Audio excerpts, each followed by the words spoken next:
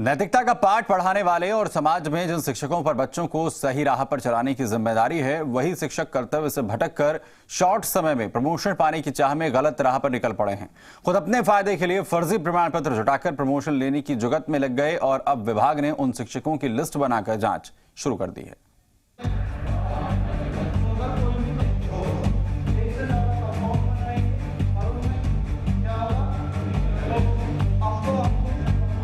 कहते हैं गुरु का वचन सबसे पाक होता है। गुरु के साफ दिल में जिंदगी का फलसफा लिखता है, गलत राह से रोकता है, सही राह पर चलने का सलीका बताता है। लेकिन जब गुरु ही गलत राह पर चल पड़े तो फिर ज्ञान की सारी किताबें फिजूल हो जाती हैं।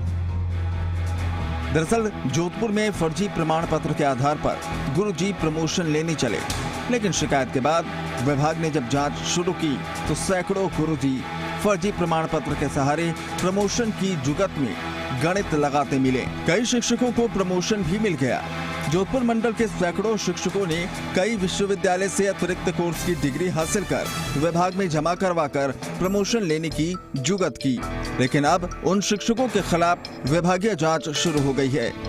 जोधपुर संभाग के अध्यापक से वरिष्ठ अध्यापक पद की पदोन्नति के लिए कुछ शिक्षकों ने ऐसे जो प्रमाण पत्र प्रस्तुत किए हैं जो निर्धारित मानदंड अनुरूप नहीं है, और जो उन्होंने संगम विश्वविद्यालय, मेवाड़ विश्वविद्यालय और सिंघानिया विश्वविद्यालय के प्रमाण पत्र कोर्स जो उन्होंने अतिरिक्त विषय के रूप में, एडिशनल सब्जेक्ट के रूप में उत्तीर्ण किए थे, वो हमारे डिग्री के समकक्ष नहीं होने के कारण वो मान्य नहीं है।